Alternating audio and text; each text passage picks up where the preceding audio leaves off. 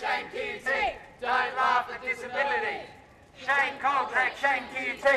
Don't laugh at disability. Gary and John's free speech is a very important issue. How we treat people with disabilities with humanity is the real issue that took Gary out on this. It was Gary's absolute objection to a demeaning depiction of disabled people that caused him to write the article in The Australian and to speak out against a film that showed two disabled boys in a very poor light that didn't enhance their humanity. And then the issue continued when these boys were taken through classrooms at QUT where the film continued to be shown, where they were given a funny looking pencil to write with, where they were put in situations where they were laughed at. And this is the issue now with Gary. Although Gary would support in every instance free speech, he has stood up for the rights of the disabled. Laughing at the disabled to me is not a fun topic. I work with disabled people. I have a son who works with disabled. I've been on the board of a disabled organisation for 10 years. I cannot get to see this footage. I have asked. Peter Coldrake has not seen it. Sue Street has not seen it. Brad Haseman, who wrote a reply, has not seen it. I know Mike Noonan not well. I respect him. I like him. But I would like to see the footage. If it's okay, then why isn't the university prepared to let it run? I felt it was important to try to address this issue in a low-key approach, and I naively believed that the leadership in QUT would have responded appropriately. So QAI wrote a letter to Professor Coldrake, quite a detailed letter, setting out our concerns, setting out the vulnerability of these young men, but what it also means in the context of the broader community, and challenging the whole issue around the ethics, how it got approved, who was approving it, and offered to meet with the filmmakers and the division who was supporting it, and Professor Coldrake, with the statutory authorities here in Queensland, the Public Advocate and the Adult Guardian and the Anti-Discrimination Commission, to view the film to see if there was a foundation for concern and offer critique to guide the filmmaker and the project in a way that may have been useful in his claim to change attitudes of people around people with disability. And then when we got a response from Professor Coldrake, which effectively told us to bugger off and didn't address anything that we had in the letter, only to say that he noted our threat of action, which in our letter it wasn't a threat, it was stating the obvious that people with disabilities would take action if QUT didn't move to resolve this issue.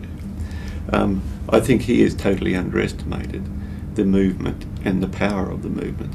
Do you know, in your discussions with other people, how the disability community generally perceived what's been happening? Well, I have received a number of contacts from people with disabilities and their organisations from around Australia and America, and I didn't go out and solicit those contacts. It was because of the media in the Australian that a number of agencies off their own bat wrote to Coldrake and the other aspects of QUT, wrote to ministers at a state and Commonwealth level, and they have been gathering, a lot of momentum has been building around Australia and from overseas. So if QUT thought this was going to be yesterday's news and fish and chip wrappers a couple of days later, I think they have been probably taken by surprise. The slogan that I often talk about is nothing about us without us, And that has really come out of the lived experience of people with disability, of being, written about, talked about, in lots and lots of different areas of life.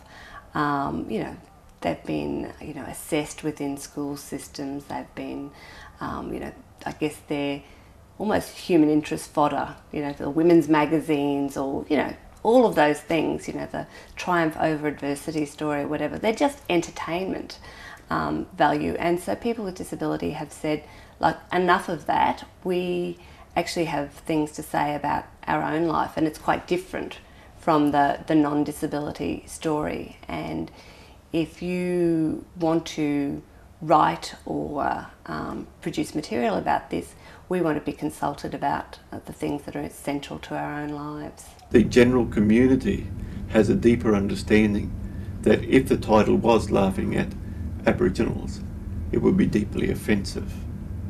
Where I think QUT has no understanding that that title is offensive, and it doesn't matter what title they have now, what they are doing and the approaches that they are taking, according to the information I have received from a number of sources, it is offensive, and it is not dignified, and it is disrespectful and quite harmful and hurtful to people with disability. Now let me tell you this, I don't know much about Spectrum. They're a fairly small, they have a website, but they don't tell us much about who they are. I think they're mostly a training group that is federally funded. But let me tell you this, I was told by Kevin Cox that the Endeavour Foundation, a mainstream disability group, chose not to participate in this project. They were uneasy about it. When I was told Spectrum was the primary supporter, I'd never heard of Spectrum. And I'm pretty well connected in the disability community. But I would admit I wouldn't know 100% of every disability group, but if they were significant, I would know of them. And upon my investigation of who they were, through Googling, internet, and inquiring quite a lot to other people, there was who's Spectrum, the question mark. And even in my inquiry with a senior DSQ manager, did not know who Spectrum was. So for QUT to base their trust and faith that they are doing the right thing in an organisation that is not well known by the disability sector, particularly the advocacy sector, and particularly Endeavour, who is the largest service provider in Queensland to people with intellectual disabilities, then I think the legitimacy that QUT is espousing upon their project by having Spectrum support is once again evidence of their naivety. I was also alarmed when I received an email from Professor Alan McKee, who informed me of Spectrum supporting, and that Spectrum had also invested money in the project. And he attached with me a letter that Spectrum had written to the Australian that didn't get published, and he alleged that the Australian had an agenda. When I responded to Professor McKee, outlining our concerns, highlighting the nature of the vulnerability of these young men and all young people with mild intellectual disability, and asked whether he was concerned that Spectrum had a conflict of interest given they had invested, and what were their conditions of redemption or of redeeming money if it was sold successfully, and asked were the two young men paid accordingly the remuneration that actors would be paid. His response was, "I can see you are passionately about your position as we are about ours." So once again, he failed to address any of the issues that we had put forward.